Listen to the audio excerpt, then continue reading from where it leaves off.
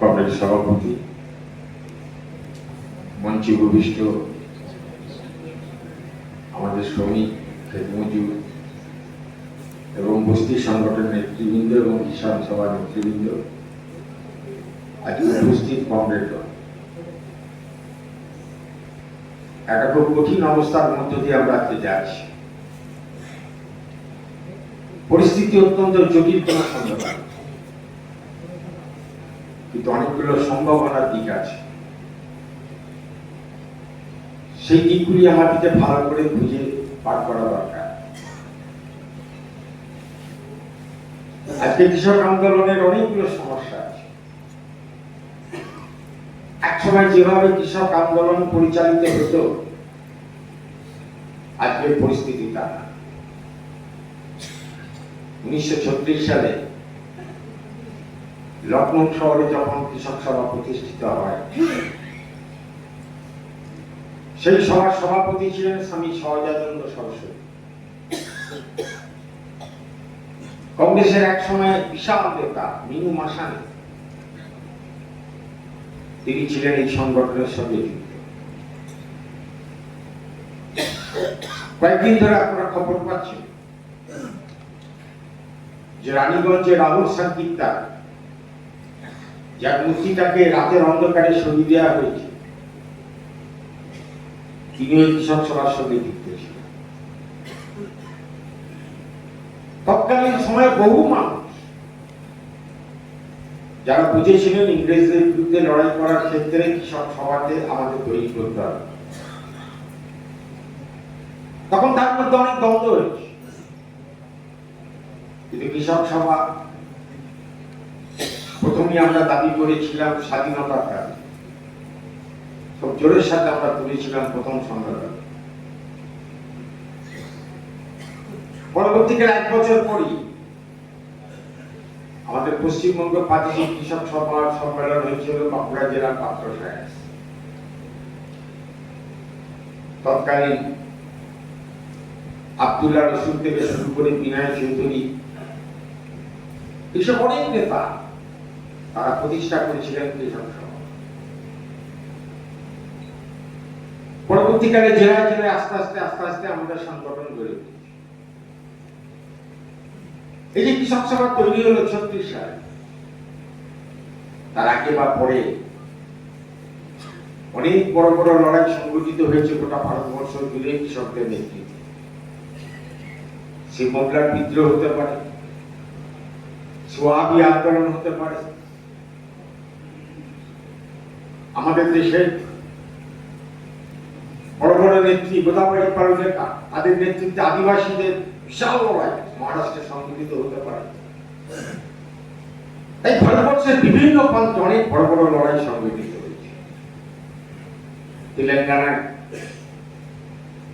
কৃষকরা বিদ্রোহ করেছিলেন নিজামের বিরুদ্ধে, এবং সেই লড়াইটা সশস্ত্র আন্দোলনের পরিণত হয়েছিল।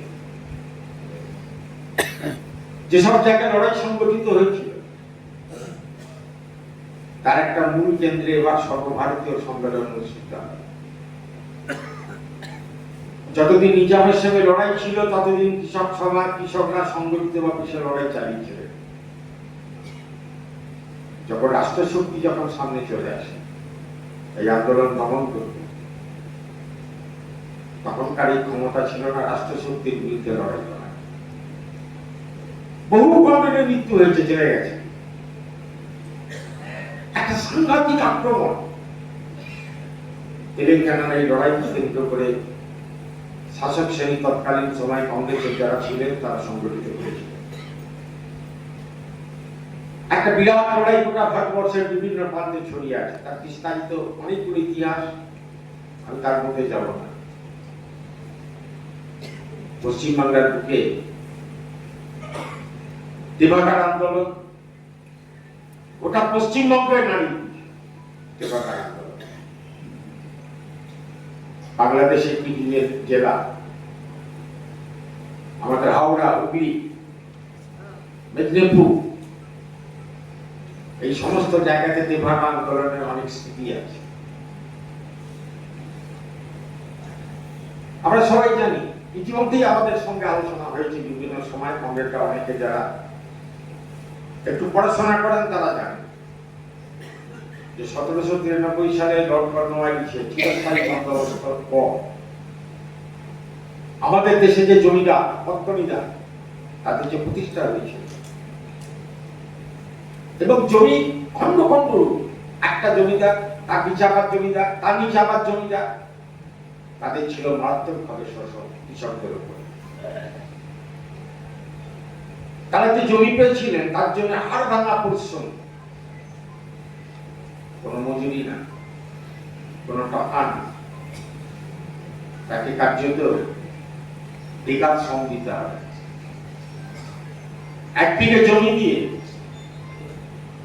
গোটা জমিদার বাড়ির ছেলে মেয়ে স্টেশন থেকে আসবে গরুর কাঠ নিয়ে ছুটতে হবে। জমিদার বাড়ি কোন লোকজন কোন জায়গায় গেলে তাকে বেকার শ্রম দিতে হবে, দুদিন ধরে তাকে গরুর গাড়ি চেপে তাকে নির্দিষ্ট স্থানে পৌঁছে দিতে হবে। এবং তারপর ছিল নানা ধরনের নির্যাতন, মহিলাদের উপর নির্যাতন, এসব বহু ঘটনা সেই সময়কার মানুষ সাক্ষী। আস্তে আস্তে এই জমিদাররা তখন শোষণ যখন আরো তীব্র হল, তখন যারা খাটত, জমি ভাগে চাষ করত, আদিয়া যে দাবি তারা করেছিলেন সেই সময়, সব ভাগ ভাগ দেওয়ার কোন প্রশ্ন ছিল না। তার বিরুদ্ধে লড়াই হয়েছিল তেভাগার আন্দোলন। এই তেভাগার আন্দোলনে অনেক ঘটনা, বিস্তারিত অনেক কথা বলা আছে তেভাগার ইতিহাস সম্পর্কে, কিন্তু একটা কথা খুব বেশি মনকে নাড়া দেয়, যে তৎকালীন সময় একটা স্লোগান ছিল, যে স্লোগানটা আপনাদের এক সময় বলেছিলাম, একটা লাঠি একটা মানুষ একটা টাকা, প্রত্যেক কৃষককে দিতে হবে একটা লাঠি একটা মানুষ একটা টাকা। তখন এক টাকার মূল্য ছিল বিশাল। বললে আন্দোলন সংগঠিত করতে গেলে একটা করে টাকা দিতে হবে, আর প্রত্যেক ঘর থেকে একটা করে মানুষ, আর লাঠি প্রত্যেক ঘর থেকে লাঠি। লাঠি কখনো আগ্নেয়াস্ত্রের বিরুদ্ধে বিশাল প্রতিরোধ গড়ে তুলতে পারে এটা আমরা মনে করি না, কিন্তু লাঠি হচ্ছে একটা শক্তির প্রতীক। হাতে একটা লাঠি থাকলে খুব সহজে তাকে হার মানানো খুব কঠিন। সেই কারণে তেভাগা আন্দোলনের সময় করেছে লাঠি নিয়ে বেরোতে হবে, লড়াই করেছিল, জমিদারদের কোণঠাসা করেছিল, পুলিশ সমস্ত শক্তি নিয়ে জমিদারদের পাশে দাঁড়িয়েছিল। আমাদের দক্ষিণ দিনাজপুরের খাঁপুরে একদিনে 21 জন কংগ্রেস পুলিশের গুলিতে মারা গেছে।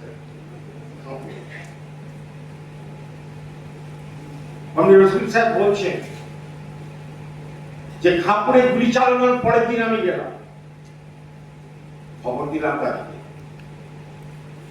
তারা বালুরঘাট স্টেশনে একটা গরুর গাড়ি পাঠিয়ে দিল। বালুরঘাট স্টেশন তখন কমপ্লেন চলতো, পৌঁছবার পর গরুর গাড়ি নিয়ে যখন আমরা কয়েকজন কংগ্রেস যাচ্ছি,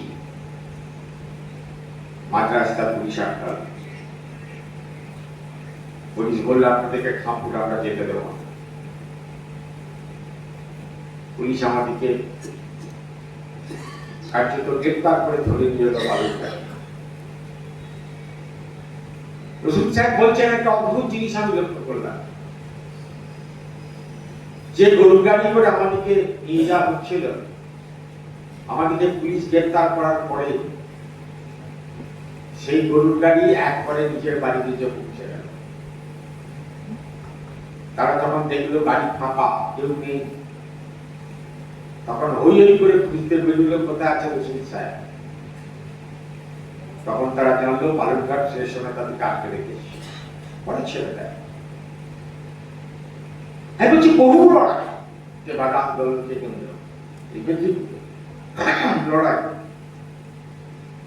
আমাদের হুগলি একবারে কৃষক রমণীরা ঝাঁপিয়ে পড়েছিল। সব থেকে তেভাগা আন্দোলন একটা বড় ইতিহাস হচ্ছে মহিলাদের ভূমিকা। তেভাগায় লড়াইতে যে কজন শহীদ হলেন সবকজন কার্যত মহিলা। জলপাইগুড়িতে বুড়িমার নেতৃত্বে লড়াই মানে জলপাইগুড়িতে পুলিশের মধ্যে ত্রাস তৈরি করে দিচ্ছিল মেয়েরা। ভাবতে পারেন তৎকালীন সময় একজন এসপি কে পিটিয়ে হত্যা করেছিল মেয়েরা, পিটিয়ে হত্যা করেছিল মেয়েরা জলপাইগুড়িতে বুড়িমার। সেসব জায়গায় গেছি, বুড়িমার বংশধরদের সঙ্গে আমরা কথা বলেছি। আজও সেই গ্রামে তেভাগার একটা চমৎকার ফলক তৈরি করেছে। এখনো পর্যন্ত বহু মানুষ জলপাইগুড়ি সেই তেভাগা আন্দোলনের স্মৃতি নিয়ে তারা চর্চা করে, যেমন খাঁপুরে করে, মেদিনীপুরে চর্চা, আমাদের হুগলি হাওড়া বিভিন্ন জায়গাতে নিয়ে চর্চা। তাই তেভাগা আন্দোলন কার্যত পশ্চিমবঙ্গে গোটা ভারতবর্ষে একটা অদ্ভুত অভিজ্ঞতা হবে। তারপরে ইংরেজরা চেষ্টা করছেন দাঙ্গা লাগিয়ে দেওয়া, গোটা হিন্দু মুসলমানের দাঙ্গা লাগিয়ে দেওয়া, এটাই ছিল তাদের লক্ষ্য। অবাক হয়ে যাবে, একটা তেভাগার আন্দোলন হিন্দু মুসলমানের দাঙ্গা অনেকখানকে কার্যত থামতে বাধ্য করেছিল। প্রত্যেকটা গরিবের কাছে বার্তা পৌঁছে গেছিল, আমরা সবাই করি, আমাদের কোন জাত ধর্ম নেই, আমাদের আন্দোলনে অংশগ্রহণ করতে হবে, অতএব সবাই আমরা ঐক্যবদ্ধ হয়ে চলে আসে। তাই সাম্প্রদায়িক দাঙ্গাকে ঠেকিয়ে দিয়েছিল তেভাগা। তাই সেনী আন্দোলন যে কত বিশাল, এক একটা দাঙ্গাকে পর্যন্ত ঠেকিয়ে দিতে পারে, তার একটা জ্বলন্ত ইতিহাস হচ্ছে তেভাগা। পরবর্তীকালে দেশ ভাগ হবার পক্ষে হাজার হাজার নিবাসী পূর্ববঙ্গ থেকে পশ্চিমবঙ্গে তারা চলে আসে, জায়গা জমি ছেড়ে তারা পশ্চিমবঙ্গে চলে আসে, এবং তারপর শুরু হয় খাদ্যের দাবিতে আন্দোলন। এই আন্দোলন সংগঠিত করার ক্ষেত্রে কৃষক সবার একটা বলিষ্ঠ ভূমিকা ছিল তৎকালীন সময়। সেই খাদ্যের আন্দোলন চলতে চলতে ৬৬ সালে নুরুল ইসলাম আনন্দ হয় দুটো বাচ্চা ছেলে পুলিশে মারা গেল। ওটা পশ্চিমবঙ্গে আবদ্ধ হয়ে গেল। তারা খাদ্য আর কেরোসিনের দাবিতে আন্দোলন করেছিল। নুরুল ইসলাম আনন্দ হয়। সেই আন্দোলনের পর থেকে ৬৭ সালের জ্যোতি বসু উপমুখ্যমন্ত্রী, মুখ্যমন্ত্রী অজয় মুখার্জি, আপনাদের মেদিনীপুর জেলার নাম, যুক্তফ্রন্ট তৈরি হল। মন্ত্রী হরেকৃষ্ণ প্রণায় ভূমিরাজস্ব মন্ত্রী, তিনি আহ্বান জানালেন খাস জমি দখল করো, দখল রেখে চাষ করো। জমিদারদের যে জমি, এই জমিগুলো সব তোমাদের। তোমার বাপ ঠাকুরদাদা 10 টাকা 15 টাকা ধার দিয়েছিল, সেই ধার নেবার পর সুদ তোষর করতে করতে একদিন তোমার কাছে দেখা যেত 500 টাকা ধার দিয়েছিলে, আজ এক সুদে আসলে হয়ে গেছে, জমি ছেড়ে দে। সবাই সই করে দিয়ে জমি ছেড়ে আসতে বাধ্য হতে। জমিদার এক একজন 2-3 হাজার 4 হাজার বিঘে জমি মালিক। পশ্চিমবঙ্গে 800,000 বিঘে তো আমরা চোখের সামনে দেখেছি, কাদা কাদা হাজার হাজার বিঘে জমি মালিক। ওটা পশ্চিমবঙ্গ জুড়ে আমাদের দেশের সামন্ততান্ত্রিক জমিদার। স্বাধীনতা হওয়ার পর যেটা অনিবার্য ছিল তা হচ্ছে এই যে আমাদের দেশের বুর্জোয়ারা, তাদের হওয়া উচিত ছিল কৃষকদের হাতে জমি তুলে দেওয়া। যাকে আমরা বলি বুর্জোয়া গণতান্ত্রিক বিপ্লব। প্রত্যেকটি দেশেই তাই হয়েছে। বুর্জোয়ারা জমিদারদের কাছ থেকে জমি কেড়ে সাধারণ ভূমি কৃষককে বন্টন করেছে। কেন? তার নিজের শ্রেণী স্বার্থ। যত বেশি গরিব মানুষের কেনার ক্ষমতা বাড়বে, তার শিল্পজাত দ্রব্য সামগ্রী কেনার ক্ষমতা বাড়বে। অর্থাৎ কারখানায় উৎপাদিত মাল সে কিনছে। অতএব কৃষকদের হাতে জমি দাও। এক সময় শিল্পপতি বুর্জোয়ারা সারা পৃথিবীতে কাজ করেছে। আমাদের দেশে তা করলো না। আমাদের দেশে বুর্জোয়া এবং জমিদারদের একটা আপোষ হলো। আপোষের জন্য জমিদাররা সব বিপুল পরিমাণ জমি তারা আটকে রাখে। প্রথম ভাটা দিল তা হচ্ছে কৃষক সভা। পরে কৃষ্ণকুমার আহ্বান জানাবার পর হাজার হাজার মানুষ রাস্তায় নামে। 47 সালে বিদ্যমান সরকারের পতন, আবার 69 সালে যুক্ত কম, আবার শুরু হলো জমি আন্দোলন, ব্যাপক জমি আন্দোলন। কথাটা বলছি এই কারণে, তখন যখন জমি আন্দোলন হতো তখন কৃষকরা 8 কিলোমিটার 10 কিলোমিটার হেঁটে লাল ঝান্ডা নিয়ে তারা জমি দখল করার জন্য সব মিছিল করে আদিবাসীদের হাতে তীর ধনুক, প্রত্যেকের কাছে একটা লাঠি, তার কারো কাছে গ্রামের অস্ত্র টাঙ্গি, এইসব নিয়ে মিছিল হতো। 8 কিলোমিটার 10 কিলোমিটার কাটা জমি দখল। তখন ট্র্যাক্টর, গরুর নাঙ্গল, মোষের নাঙ্গলে জমি চাষ দেওয়া। কোন জায়গায় জমিদার এগিয়ে আসতেন তার বন্দুক নিয়ে, গুলি চলত, কৃষকরা তা প্রতিরোধ করত। আমি বলছি 8-10 কিলোমিটার হেঁটে যেত কৃষক, তার মাথার মধ্যে ছিল এই জমি আমি পাবো না, আমি যতটা হাঁটছি আমি জমিটা পাবো না। যেখানে জমি উদ্ধার হবে সেখানকার কোন ভূমি কৃষক সেই জমিটা পাবে। আমাকে সঙ্গ দিতে হবে, আমাকে রাস্তায় নামতে হবে। আমার রাস্তায় নামাটাই হচ্ছে সব থেকে বড় কাজ।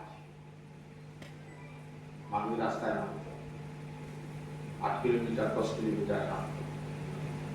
পুরনো যারা পণ্ডিত তাদের সামনে আজও পর্যন্ত ছবিটা জল করে আজও পর্যন্ত চোখের সামনে ভেসে ওঠে। জাতীয় পরিস্থিতি পরিবর্তন হয়েছে। আজকে জমির আন্দোলন করা 1769 সাল কিংবা 77 সালের মতো না। ইতিহাসে একই ঘটনা বারে বারে একই সময় পুনরাবৃত্তি হয় না, একই রকম। কারণ এই বিশ্ব প্রকৃতি স্থান নয়, সবসময় গতিশীল। যা ঘটেছে 67-69 সালে 77 সালে, আজকে অবস্থার পরিবর্তন ঘটে গেছে। আজকে রাজনীতির যুগে 91 সালের পর থেকে মানুষের মধ্যে এক ধরনের মানসিকতা কাজ করছে, আমি যে এতটা হাঁটবো আমি কি পাবো। আগে মানুষ সেটা ভাবতো, এখন মানুষ ভাবছে আমি কি পাবো, আমার কি, আমি যে এতটা হাঁটবো জমি দখল করবো আমি তো পাবো না, ভাবি তো ইও। এই ভাবনাটা আগে এক সময় ছিল। আজকে উদার অর্থনীতির পর আমাদের মধ্যে এই ভাবনাগুলো এসে হাজির হয়েছে। তাই আজকের দিনে যখন জমি দখল আন্দোলন করার কথা আমরা ভাবি, তখন বারে বারে কথা আমাদের ভাবতে হয় যে তখনকার যে চেতনা ছিল,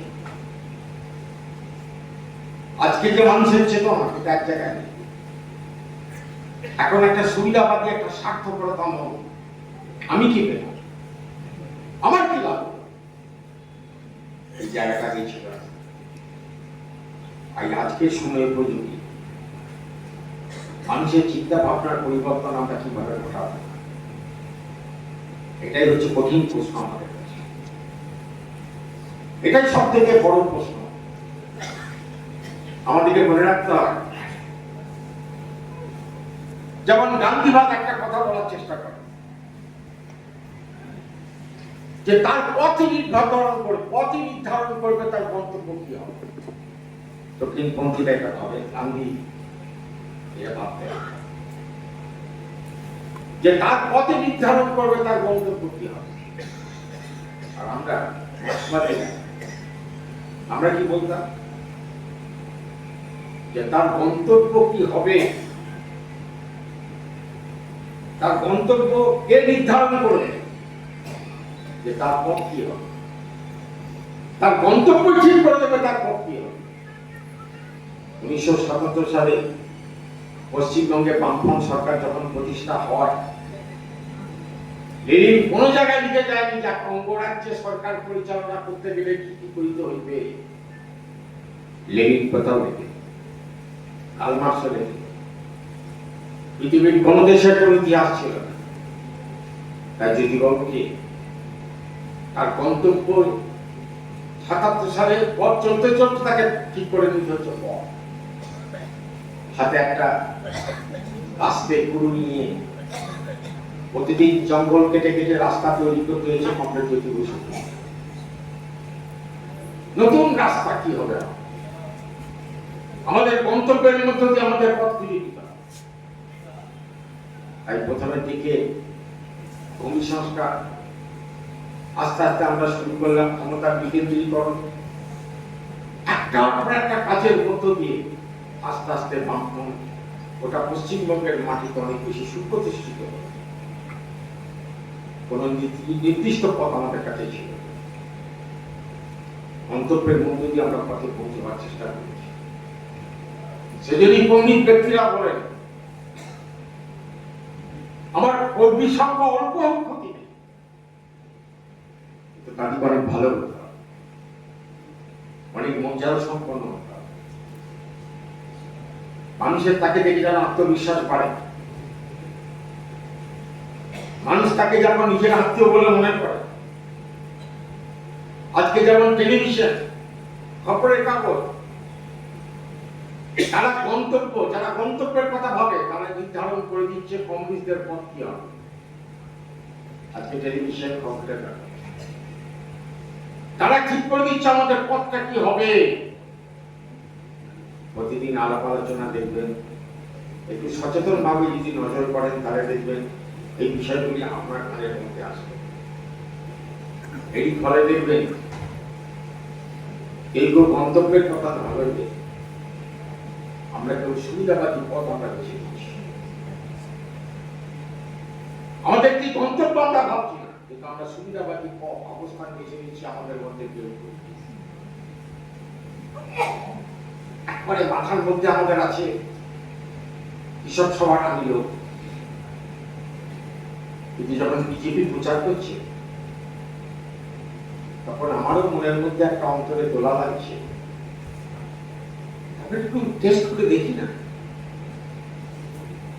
তৃণমূলের হাত থেকে, তৃণমূলের আক্রমণ থেকে বাঁচবার তাগিদে একটু দেখি না বিজেপিকে টেস্ট করে। আচ্ছা নেতারা চাই দেখি না টেস্ট করে, তৃণমূলের হাত থেকে তো বাঁচবো। আর বিজেপিটা একটা নতুন দল, কতটা করবে? অতএব সুবিধাবাদের পথ আমরা বেছে নিই। আমাদের মধ্যে অনেকেই আছে যারা এই নির্বাচনে তৃণমূলের মতো একটা বিপজ্জনক দলকে হারাবার জন্য আমরা বিজেপির প্রশ্নে খুব নরম মনোভাব পোষণ করেছি, খুব নরম মনোভাব। আমরা সমস্ত অর্গানাইজেশন এক সুরে এক ভাবনা, বিজেপির মতো একটা বিপজ্জনক শক্তি পশ্চিমবঙ্গের মাটিতে আসতে দেওয়া উচিত নয়। এই ভাবনার দ্বারা পরিচালিত হয়ে আমরা যদি সেই রাস্তায় নামতাম, আমরা নেতৃত্বের সামনে একটা কথা বলেছি, আবার মানুষের সঙ্গে আলাপ আলোচনা করার সময় আমরা এক কথা বলেছি। চায়ের দোকানে ঠ্যাং দোলাতে দোলাতে কেউ যখন বলছে আগে রাম পরে বাম, আমি তার প্রতিবাদ না করে মুচকি মুচকি হেসেছি। কার্যত সেই স্লোগানকে আমরা সাপোর্ট করেছি। যখন বলছে আজ যাই হোক সমস্ত শক্তি মিলে তৃণমূলকে উচ্ছেদ করো, সব এক মানেটা কি? দেশের বুঝুয়া শ্রমিক সব এক জায়গায়, সেক্ষেত্রে আমরা কোনো কথা দিই। স্বাভাবিকভাবে একটা সময় আছে যে সময়গুলো অনেক সময় আমরা ভুলভাবে গোটা বিষয়টা আমরা বুঝতে পারি না। আমাদের চোখের সামনে বিজেপির মতো একটা বিপজ্জনক শক্তি পশ্চিমবঙ্গের মাটিতে চলে কম কথা, যে মাটিতে 34 বছর বামফ্রন্ট রাজত্ব করেছে, যে মাটিতে শ্রেণী আন্দোলন, জমি আন্দোলন, মজুরি আন্দোলন, কারখানার গেটে গেটে প্রতিদিন একটা আন্দোলন সংগ্রাম, কত শ্রমিক কৃষকের রক্ত ঝরেছে পশ্চিমবঙ্গের যোদ্ধাদের, পূর্যদের সবাই থাকে। সেই পশ্চিমবঙ্গের মাটিতে আজকে বিজেপি ক্ষমতায় চলে। আজকে ওদের এক নেতা কথাগত রায়,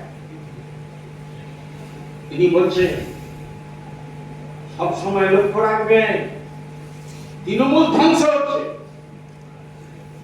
যেন সিপিআইএম শক্তিটা না বাড়িয়ে থাকে। সবাই এটা কথা ওরা পলিটিক্সটা ঠিক দিয়েছে, আমরা বুঝতে পারি। আজকে আক্রমণটা কিভাবে বাড়ছে বলুন? অনেক লড়াই সংগ্রাম করেছে কৃষক সব, আজকে জমি কেড়ে নিচ্ছে গোটা ভারতবর্ষ। কি দেখছেন আপনার চোখের সামনে? মধ্যপ্রদেশের আদিবাসীরা একবারে ফাঁসি কাঠ তৈরি করে কয়েকশো আদিবাসী তারা প্রতীক হিসেবে ফাঁসিতে ঝুলছে। আমাদের জমি কেড়ে দিলে আমরা ফাঁসি কাটে যাব।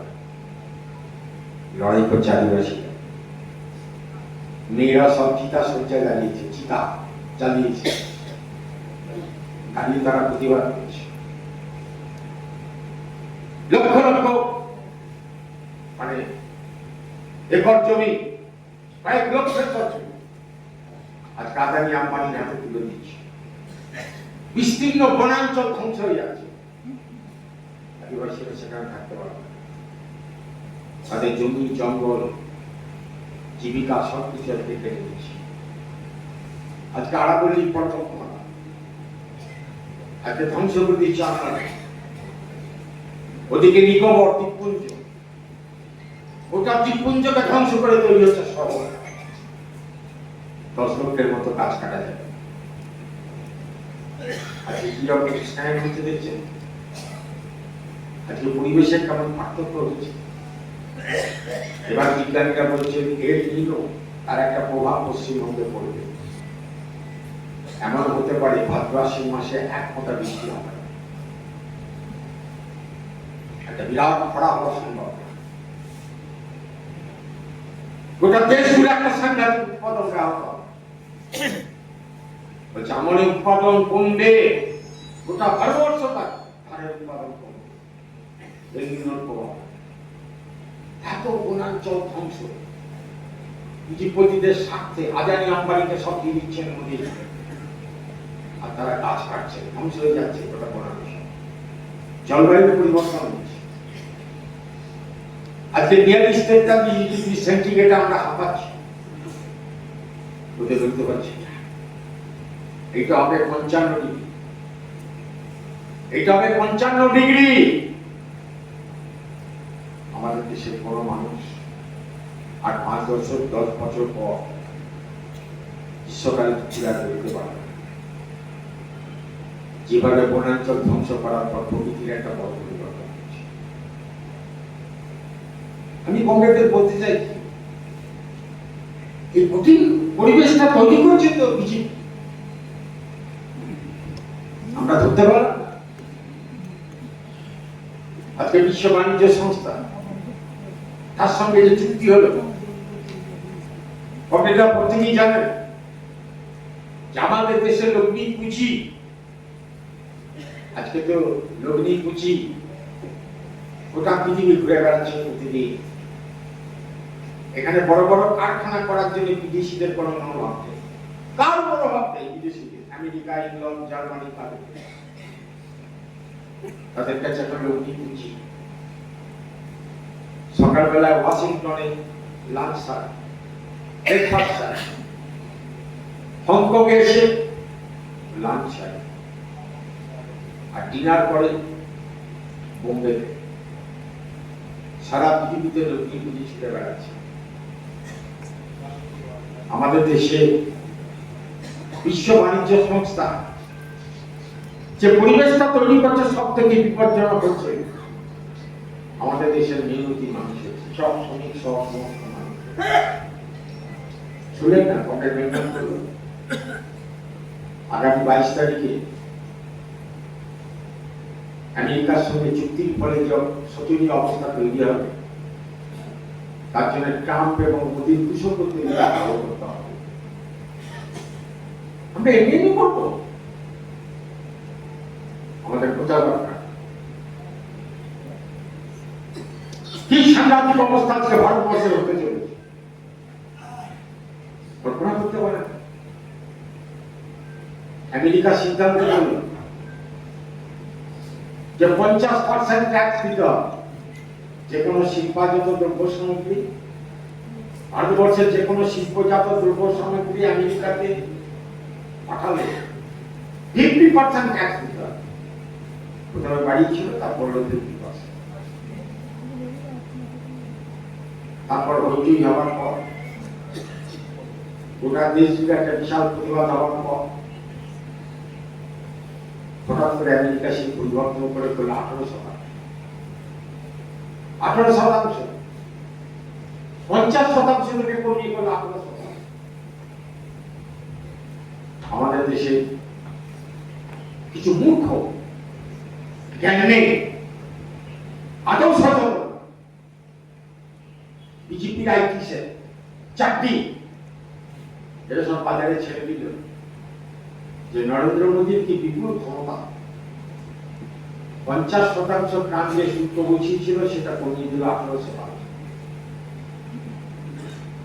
ভাবখানা এমন যে নরেন্দ্র মোদীর বুকের পাকার জন্য 50 থেকে 18 হয়েছে। আগে কত ছিল? আগে শতাংশটা কত ছিল? আগে ছিল মাত্র 2.93%, 93%, অর্থাৎ 3% নয়। মনমোহন সিং এর আমলে এটা ছিল 3% এর কম, সেটা বেড়ে হলো 18%। 50% করেছিল হলো 18%। এই চিৎকার নরেন্দ্র মোদী মারাত্মক বৈদেশিক নীতির সাফল্যের কারণ যে 50%টা 18% হয়ে যাওয়া। আগে যে 2.93% ছিল, অর্থাৎ 3% ছিল না, এটা আমাদের লোকেদের মাথায়। আর 18% হলো কেন? 18% হওয়ার মূলে হচ্ছে আমাদের দেশের কৃষিজাত দ্রব্য। আমেরিকার ব্যাপকভাবে আমদানি হবে আমাদের দেশে, আমেরিকান কৃষি। আমাদের দেশে গম আসবে, তেল আসবে, আমাদের দেশে সোয়াবিন আসবে, আমাদের দেশে ভুট্টা আসবে, আমাদের দেশে দুধ আসবে। সমস্ত কৃষি পণ্য ভারতবর্ষে ঢুকবে অবাধে, কোনো ট্যাক্স নেই। 18% হচ্ছে এই কারণে যে আমেরিকার পণ্য ভারতবর্ষে ঢুকবে অবাধে। এটা চুক্তি করেছেন ট্রাম্প। একই গম চাষি, ভুট্টা চাষি, তৈল চাষি, ডাল চাষ যারা করে, ডাল, সেই সব চাষিরা মরছে, দাম পাচ্ছে না। দুধ চাষিরা দাম পাচ্ছে না। আর তার উপরে মরার উপরে খরার দাম। আমেরিকার পণ্য আমাদের দেশে ঢুকবে অত্যন্ত সস্তা হবে। কেন সস্তা? সস্তা এই কারণ আমেরিকাতে কৃষিতে ভর্তুকি দেওয়া হয় 58%। আমেরিকাতে কৃষিতে ভর্তুকি দেয় 58%। ইউরোপের যে দেশগুলো ব্রিটেন, জার্মানি, স্পেন, ইটালি, এই দেশগুলো কৃষিতে ভর্তুকি দেয় 66%, 66%। জাপান কৃষিতে ভর্তুকি দেয় 72%, 72%। আর আমাদের দেশ, আমরা কৃষিতে এক সময় ভর্তুকি দিতাম 10%, সেটা কমে কমে এসেছে 2%। তাহলে আমেরিকা 58% কৃষিতে ভর্তুকি দেয়। একদিকে তার উন্নত প্রযুক্তি, অপরদিকে বিশাল কৃষিতে ভর্তুকি। তাদের পণ্য যখন ভারতবর্ষে ঢুকবে, তখন আমাদের দেশে যারা দুধ চাষী, তাদের আস্তে আস্তে দুধ বিক্রি কার্যত বন্ধ হয়ে এসব চোখের সামনে যা মাদার ডেয়ারি দেখছেন, রেড কাউ, রেড কাউ সব যা দেখছেন, এমনকি আমুল,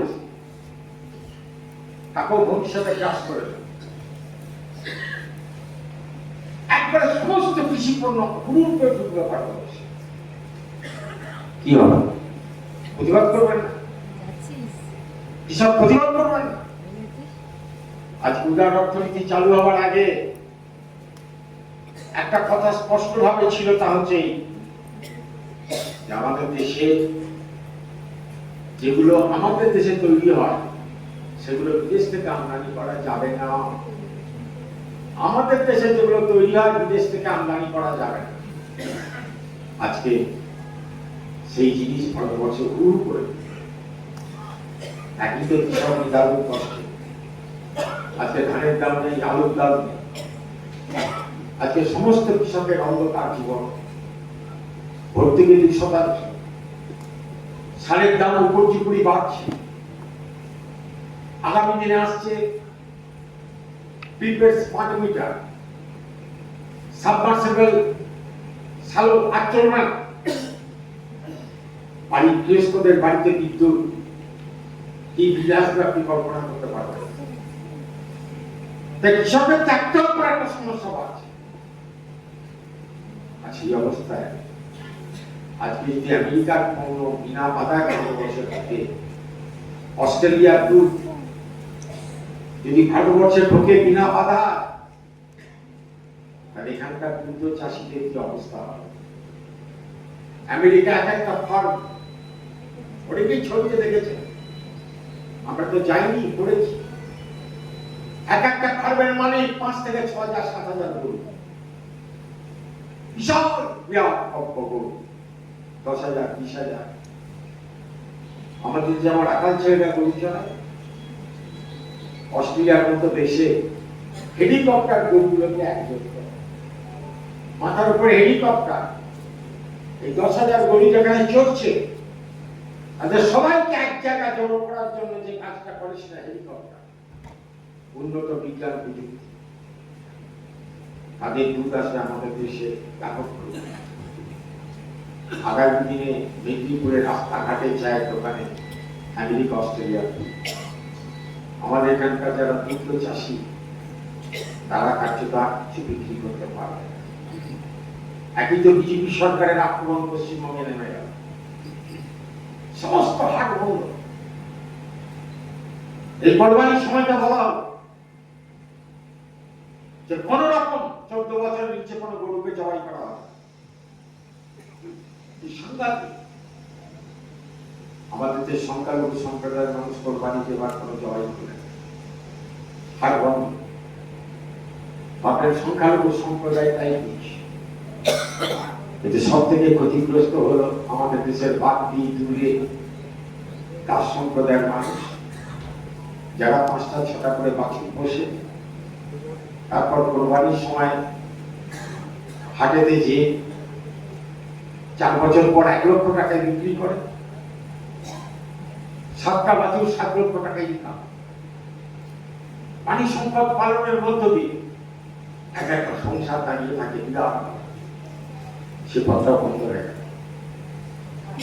আমাদের দেশের গরিব মানুষ যারা পানি সম্পদ পালন করে, এবারে তারা কাঁদছেন হাওয়া করে, যারা বিজেপিকে ভোট দিয়েছিল, যারা বলেছিলেন একবার টেস্ট করে দেখি, তারা কাঁদছে।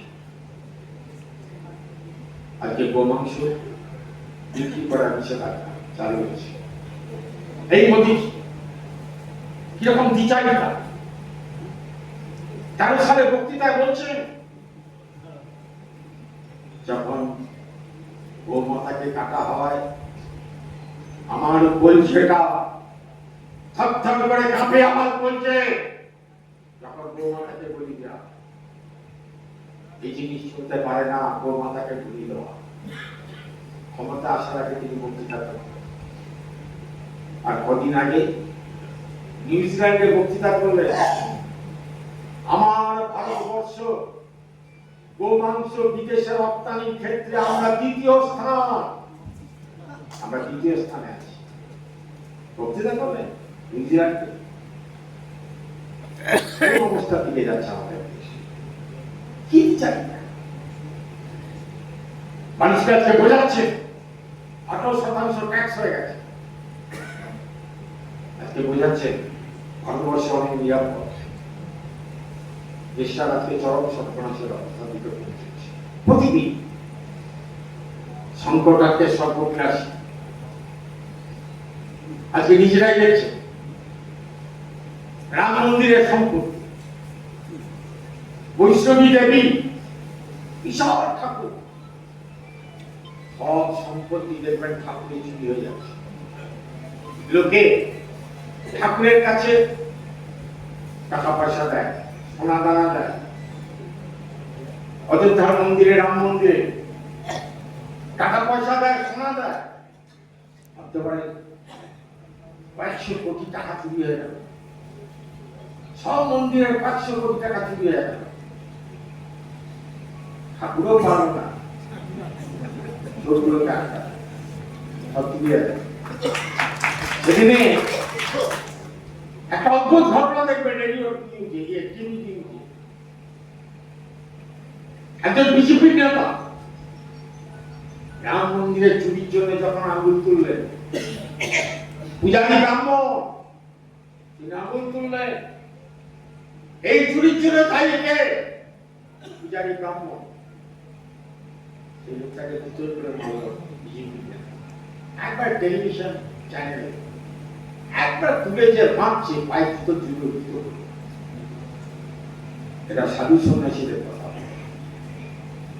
এরা মন্দিরে পুজোর কথা। উত্তরপ্রদেশে বিধানসভার অধ্যক্ষ কি বলে দেখবেন? বলে মানুষ যদি ভালো মনে টাকা না দেয় তাহলে সেই টাকা তো চুরি হবেই। ভাবতে পারেন এটা জনগণের।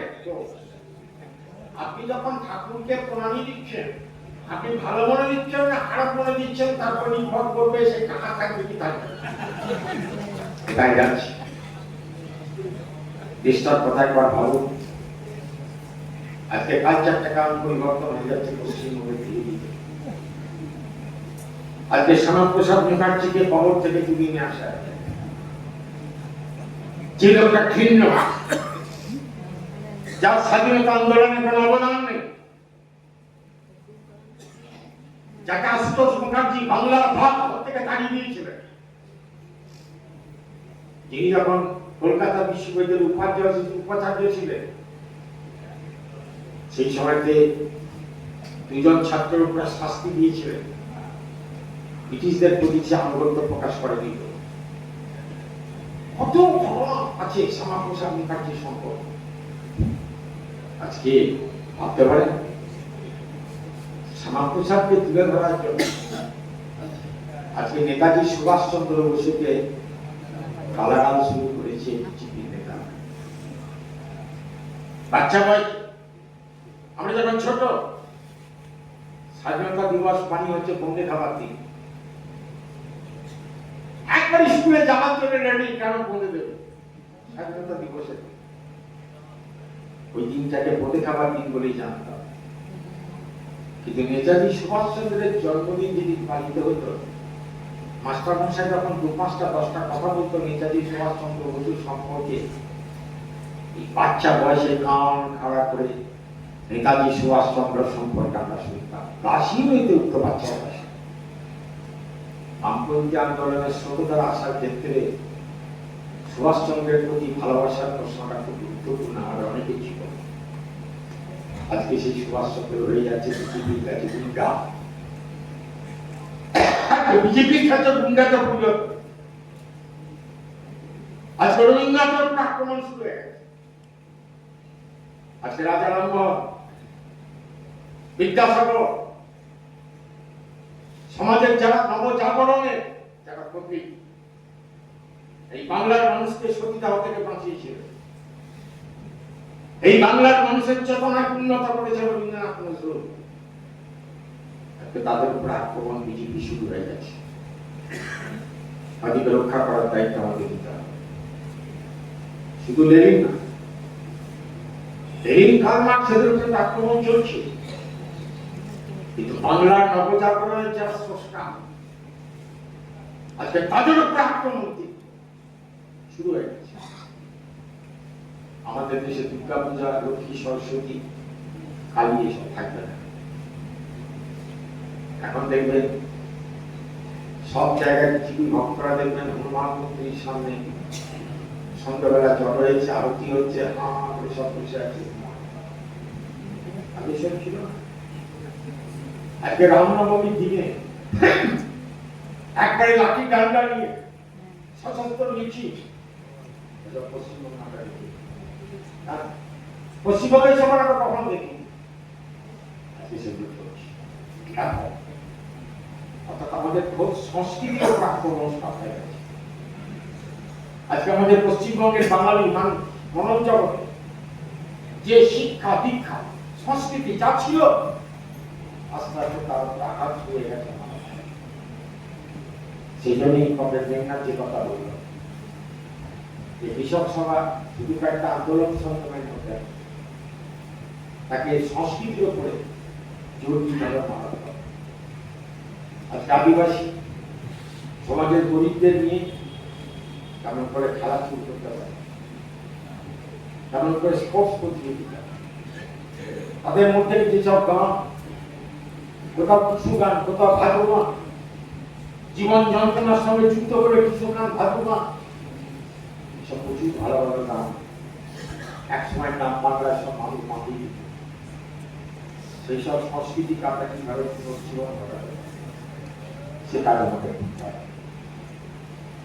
আক্রমণ বাড়ছে প্রতিদিন।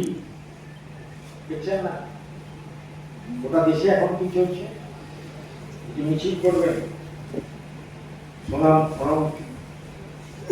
আজকে 22 দিন ধরে অবস্থান করছে। প্রত্যেকে জানে এই পরিবেশ বিজ্ঞান মানুষটা কত প্রতিভাবান মানুষ জানে। লাদাখে -14 ডিগ্রি ঠান্ডা, লাদাখের সৈন্যরা থাকতে পারত। সেই সৈন্যদের জন্য একটা এমন চমৎকার তাবু আবিষ্কার করেছেন এই সব মানুষ। আজকে তারা প্রচন্ড ঠান্ডা তো তাঁবুর ভেতর ঢুকলেই তাদের একটা গরম ভাব, অর্থাৎ তাদের ঠান্ডা লাগে। এই তাঁবু তৈরি করতে সাহায্য করেছেন এই ব্যক্তি। এর বাবা যেমন অনশন করে লাদাখে, ইন্দিরা গান্ধী 48 ঘন্টার মধ্যে পৌঁছে গেছেন ওর বাবার কাছে। তার সঙ্গে দীর্ঘ আলোচনা করে তার অনশন করতে ইন্দিরা গান্ধী অনুরোধ করেছিলেন, তিনি অনশন করেছিলেন। আর 22 দিন অনশন করেছে। দাবিটা কি? নিট পরীক্ষা, যেগুলো পাস করে ডাক্তার ইঞ্জিনিয়ার হয়, আজকে সেই পরীক্ষার প্রশ্নপত্র ফাঁস হয়ে গেছে। শিক্ষামন্ত্রী ধর্মেন্দ্র প্রধান দায়ী, তার পদত্যাগ চাই। 21টা ছেলে নিয়ে আত্মহত্যা করে মারা গেছে। মানে একবার তারা তৈরি হওয়ার পর যখন প্রশ্নপত্র ফাঁস হয়ে যায়, অনেক কষ্ট করে যারা তৈরি হয়, প্রশ্নপত্র ফাঁস হয়ে গেলে তাদের অবস্থা খুব খারাপ। সহ্য করতে না করে আত্মহত্যা করে। ধর্মেন্দ্র প্রধানের পদত্যাগের দাবিতে তিনি আজকে 22 দিন অনশন করছি। গতকাল থেকে আমাদের এসএফআই নেতা, সভাপতি, সম্পাদক আর আমাদের বর্তমানে একটা চেনা মেয়ে ঐশী ঘোষ, তিনি জেএনইউর একজন বড় নেত্রী। সবাই শুরু করেছেন শোনা মঞ্চকে একবারে রাত্রের অন্ধকারে টেনে নিয়ে ঢুকাই হাসপাতালে। এখন যদি কিছু খান, এখন আমাদের সিপিআইএম জেনারেল সেক্রেটারি দেবী গতকাল হাসপাতালে এসেছেন দেখা করতে, তাকে পুলিশ দেখা করতে নেয়। তিনি চিৎকার করে বলেছেন হাসপাতাল আছে। আজকে দেখবেন এই সরকারে মানবিকতা একটু কাছি বোধ সব নেই ধরনের লোক। একবার প্রতিদিন মানুষকে জবাই করে এরকম একটা বিখ্যাত মানুষ অনশন করবে, এখন ধর্মেন্দ্র প্রধানকে যদি ছড়িয়ে দিতে কি ক্ষতি হতো?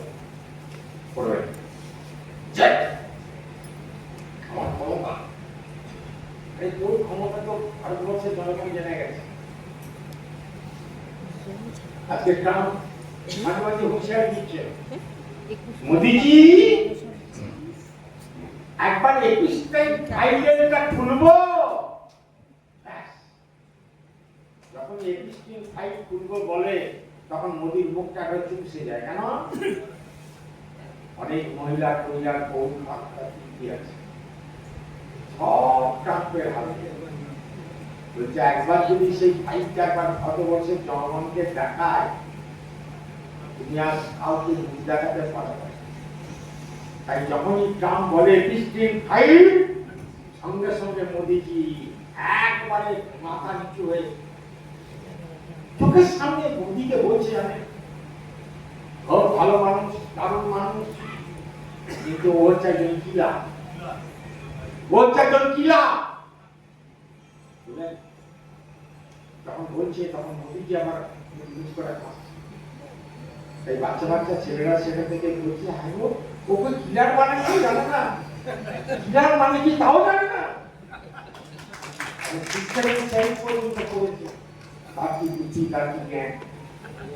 সেই মোদিজি আমাদের দেশে মহাকাশ গবেষণা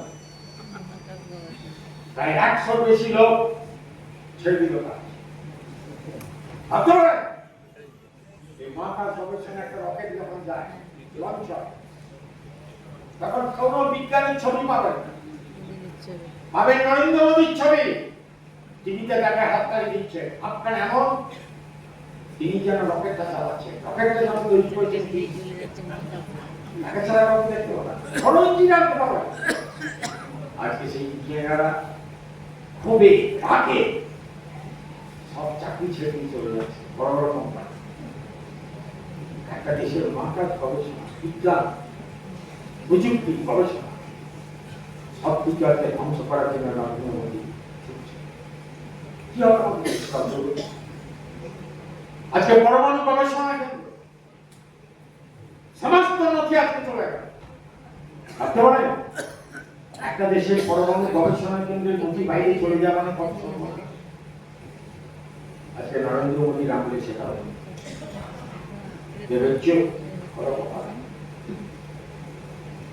আজকে যা ঘটছে গোটা ভারতবর্ষে প্রতিদিন মানুষ তো দেখছে চোখের সামনে। একটা সরকার নির্লজ্জ ব্যাস মোদীজির কোন বেতন ট্রাম্পের সামনে দাঁড়িয়ে কোনো কথা বলার ক্ষমতা। সারা পৃথিবীতে ভারতবর্ষ এখন প্রত্যেকের কাছে মোদীজির জন্য এখন ঘৃণা দেখছে না। এখানে বসাচ্ছে পেট্রোলের গাড়িগুলো পেট্রোল ঢালছে, খানি বাদে যেই রাস্তাতে মিটিং পাবে। কে করছে মিটিং করবো তার মধ্যে কি ভাষণ বলছে, আমরা যা রাস্তা তৈরি করছি মহাকাশ থেকে সব লক্ষ্য রাখা হচ্ছে রাস্তা তৈরি, বড় বড় রাস্তা হাজার হাজার কোটি টাকা খরচ, আর সেই রাস্তা উদ্বোধনের আগে ধসে পড়ছে, উদ্বোধনের আগে ধসে যাচ্ছে। গোটা দেশে রাস্তা কি বেহাল অবস্থা, একটু খেয়াল করলে সোশ্যাল নেটওয়ার্ক থেকে অনেক খবর পাওয়া যায়। কি অবস্থা আজকে পেট্রোলের দাম বাড়ছে, ডিজেলের দাম বাড়ছে, গ্যাসের দাম বেড়েছে, কোথায় যাব? পেট্রোল ডিজেল গ্যাসের দাম বাড়লে সংসার চলবে, ইলেকট্রিকের দাম বাড়বে, বিদ্যুতের দাম বাড়বে। এখানে ভোটের সময় বলেছিল যে 200 ইউনিট বিদ্যুৎ ফ্রি, আজকে 200 ইউনিট বিদ্যুৎ তো দূরের কথা, এখন প্রিপেড স্মার্ট মিটার বসছে সাংঘাতিক মাস, আর বিদ্যুৎ ব্যবহার করতে পারবে। আমি বলছি সব দিক থেকে আছে ভয়ঙ্কর। আজকে আদানি আম্বানি ফোন থাকতে গেল, যা কিছু সম্পদ তৈরি হচ্ছে আদানি আম্বানি। বিজেপি দলটা মানে হিন্দুদের দল, বিজেপি দলটা হচ্ছে আদানি আম্বানিদের দল। তাই তার স্বার্থ রক্ষা করার জন্য যা করা সব করা। পশ্চিমবাংলার অবস্থা আরো ৭৭ সালে বামফ্রন্ট এসেছে, চোখের সামনে দেখলাম ৯০ সালের পর থেকে একটু একটু করে বামফ্রন্টের প্রতি সমালোচনা রাস্তাঘাটে, ট্রেনে, বাসে ৯০, ৯১, ৯২ থেকে কিছু সমালোচনা করলাম। গণতন্ত্র ছিল, ট্রেনে, বাসে, রাস্তাঘাটে মানুষ কিছু কিছু সমালোচনা করত, কানে আসত, তারা চলব। ১১ সালে মমতা ব্যানার্জি সারদা কেলেঙ্কারি প্রকাশ হওয়ার আগে পর্যন্ত কার্য ২-২.৫ বছর এই মমতা ব্যানার্জির বিরুদ্ধে মানুষের রাস্তাঘাটে সমালোচনা বিক্ষোভ করেছে।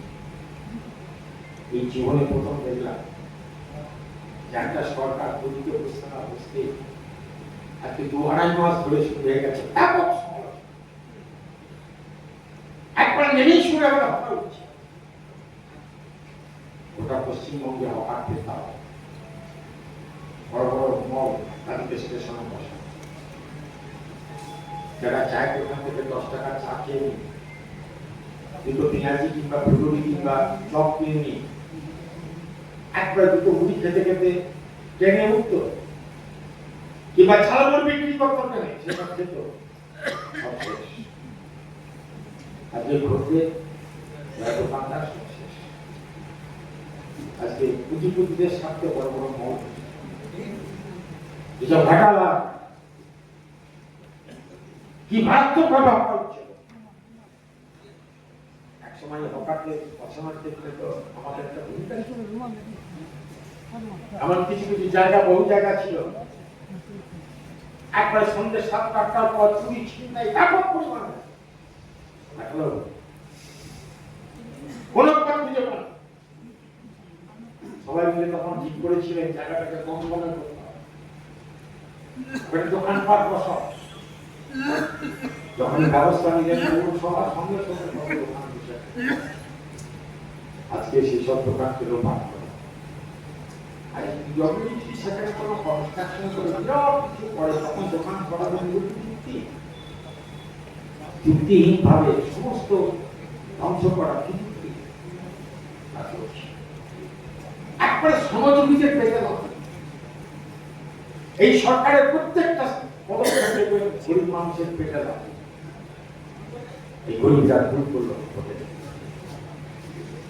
আজকে দেখবেন কিছু মানুষ আছে যারা বিজেপি পতাকা নিয়ে ঘুরে বেড়াচ্ছে,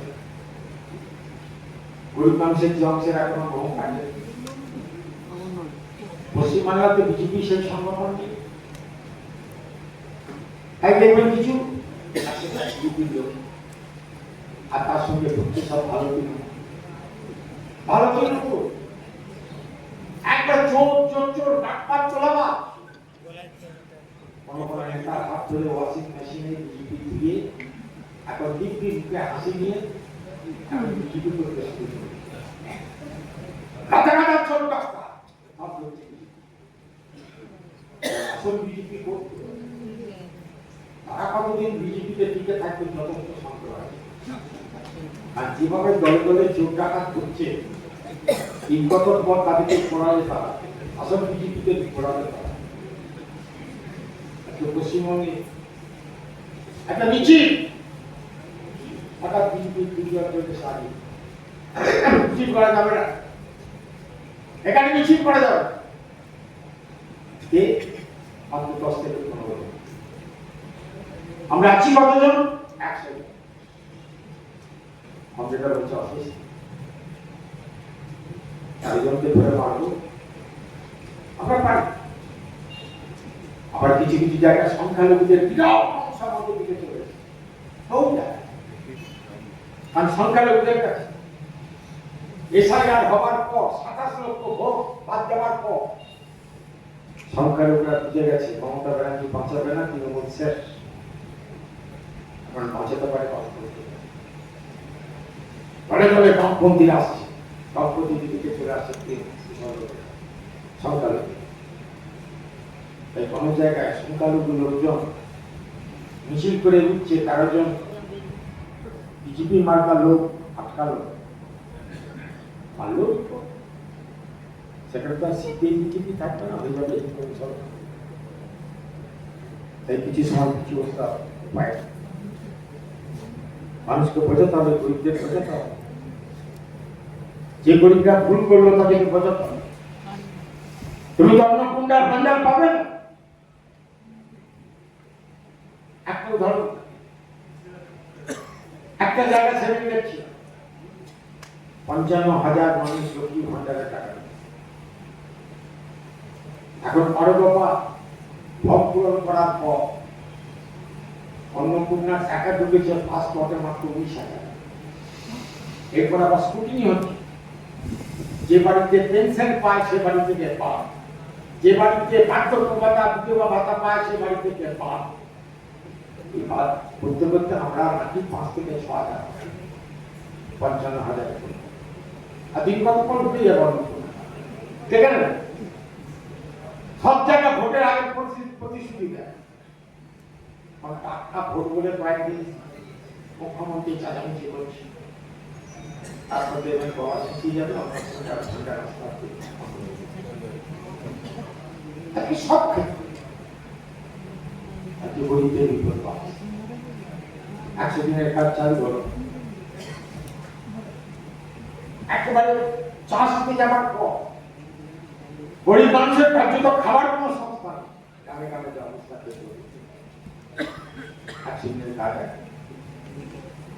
বলেছিল 200 ইউনিট করে বিদ্যুৎ free, primary school high school সব শেষ, মাস্টার নিয়োগ করে স্কুলগুলোকে বাঁচাবো, এরকম কোনো পরিকল্পনা। মমতা ব্যানার্জি কিন্তু দুর্গাপুজোর জন্য টাকা দিচ্ছে আর যেহেতু একই কিছুতে বাইরে দিয়েছে মানুষের কোনো পরিকল্পনা। আজকে এডুকেশন সিস্টেম শেষ, আজকে স্বাস্থ্য ব্যবস্থা আগামী তৈরি করছে 1,000 লোকের জন্য হাসপাতাল, এরকম গাদা গাদা নার্সিংহোম আবার মানুষের সরকারি হাসপাতালে চিকিৎসা কমে যাবে, মারাত্মকভাবে ওষুধ কেনার পয়সা, মানুষের ওষুধ কেনার পয়সা। আজকে দেখবেন হাসপাতালে অপারেশন কার্যত বহু বন্ধ, বিভিন্ন জায়গায় ব্লাড ব্যাংক গুলো প্রচুর রক্তের চাহিদা হয়, অপারেশন বন্ধ, মানুষের কোনো হাতে টাকা। আজকে জিনিসপত্রের দাম প্রতিদিন হুড় করে বাড়ছে, সব জিনিসের দাম। আজকে টাকার দাম চচ্চর করে না, দেখছেন তো বিজেপির আমলে টাকার দাম কিভাবে না, একবারে 96, 97 করতে করতে কখনো 98, কখনো দেখবেন 99, সব শেষ। টাকার টাকা, ভারতীয় টাকা, জিনিসের দাম বাড়ছে। এই মানুষের যে জীবন যন্ত্রণা পাচ্ছে, আমাদের সব থেকে বড় কাজ হচ্ছে গরিব মানুষের কাছে আমরা কিভাবে পৌঁছতে পারি। এখন সব থেকে বড় কাজ কিসব যে গ্রামের গরিবদের কি করে আমরা বোঝাতে পারি। এই বিজেপি তোমাকে দেখবে, এই বিজেপি তোমার জন্য, এই বিজেপি হিন্দুদের পার্টি, আদানি আম্বানি, এই বিজেপি আমলে তুমি যা পেতে আগে তাও খাবার পাবে না। তোমার ছেলেদের স্কুলে একটা ডিম খেত, সে ডিম বন্ধ হয়ে গেল। গোটা পশ্চিমবঙ্গে এখন স্টক বাচ্চাদের মিড ডে মিলের খাবার দেবে, নিরামিষ খাবার। একটা ডিমের লোভে বাচ্চারা সব স্কুল যেত, আজকে সেই ডিম বন্ধ। 9 লক্ষের মতো মিড ডে মিল রান্না করে মেয়েরা, সব কাজ চলে যাবে। 9 লক্ষ মেয়ের কাজ চলে যাবে গোটা পশ্চিমবঙ্গে। কি হবে? গরিব মানুষ আমাকে ভাবলেন একবার টেস্ট করে দিন, একবার টেস্ট করে দিন। আমরা তখন কানে কামড়ে বললাম যে বিষ কখনো মানুষ টেস্ট করে দেখে, বিষ টেস্ট করতে গেলেই কোনদিন বিষ কখনো টেস্ট করবো না, মরে যাবে। আজকে দেখবেন সবাইকার যন্ত্রণা কিন্তু রাস্তাঘাটে যেগুলো আলোচনা করছে, হ্যাঁ কি ভাবলাম কি করে আর তো বুঝতে পারবো না, আর তো খাবার পয়সা পর্যন্ত নেই, সংকট বাড়ছে। তাই আমাদের কাজ হচ্ছে সেই আমাদের দেশের যারা বিভ্রান্ত হয়েছিল তাদের কত দ্রুত আমাদের পক্ষে নিয়ে আসতে পারে। ভাই জমি আন্দোলন, মজুরির আন্দোলন, বস্তিবাসী মানুষের জন্য আন্দোলন, আজকে বিভিন্ন দাবিতে তাদেরকে সংগঠিত করা, গ্রামাঞ্চলের ছোট ছোট দাবি সেগুলো পূরণ করার জন্য আন্দোলন সংগঠিত করা, সবকিছুর মধ্যে দিয়ে বন্ধু পেয়েছে। সমস্ত মানুষ সত্য চিনতে পারে, কিন্তু বন্ধু চিনতে পারে। সেই বন্ধুকে নতুন করে চেনাবার দায় আমার, পারি আমরাই একটা বিশাল ভূমিকা নিয়ে সেই বন্ধুকে চালাতে পারি। আমরাই বন্ধু, মানুষের দায়িত্বটা আমরা নিচ্ছি, মানুষের দুঃখ কষ্ট যন্ত্রণা তার শরীর লড়াই আন্দোলন করতে পারি একমাত্র, এটা প্রতিদিন করছি। তাই আজকের দিনে এটাই আমাদের কর্তব্য, গরিবের কাছে লেনিনের সেই গ্রামের গরিবদের সেই কথাটা বারে বারে উচ্চারণ করে, গ্রামের গরিবদের কাছে আমরা কিভাবে সংগঠিত করতে পারি, এই হচ্ছে আজকে আমাদের কাছে সব থেকে বড় চ্যালেঞ্জ। যাদের মধ্যে বিজেপি ধর্মীয় মেরুকরণের প্রভাব ছিল, এখন বিজেপিও বুঝতে আরম্ভ করেছে হিন্দুদের ভোট আমরা ধর্মীয় মেরুকরণের জন্য পাইনি, এই ভোটটা পেয়েছি টিএমসিকে হারাবার জন্য, তৃণমূলকে হারাবার জন্য ভোটটা আমরা পেয়েছি। বিজেপি যারা জিতেছে সব হিন্দুত্বের ভোটে জিতেছে, তারা তৃণমূলকে হারাবার জন্য বড় দল হিসেবে চিহ্নিত করেছে বিজেপি। এরা কেন্দ্র সরকারে আছে, যদি রাজ্যে আসে তাহলে তৃণমূলকে ধ্বংস করার কাজটা করা হবে। এই কারণে কোনো হিন্দুত্বের কারণে সে গরিব মানুষ স্বাভাবিকভাবে আজকে মানুষের অভিজ্ঞতাই হচ্ছে মানুষের জীবন শ্রেষ্ঠ শিক্ষা। কিন্তু অভিজ্ঞতা হবে যদি আমাদের কাজ ধৈর্যের সঙ্গে সেই পাড়ায় পাড়ায় মানুষের কাছে আমাদের যাওয়া, ভালো করে বোঝানো, আস্তে আস্তে আন্দোলন সংগঠিত করে, সেই ভূমিকায় কৃষক সমাজকে পালন করতে হবে। সেই ভূমিকা পালনের জন্য আমরা তৈরি হব, আশা করি সেইভাবেই কংগ্রেসটা একটা প্রস্তুতি নিয়ে এখান থেকে যাবে। এই কথা বলে আপনাদের সকলকে অভিনন্দন জানিয়ে আমি আমার কথা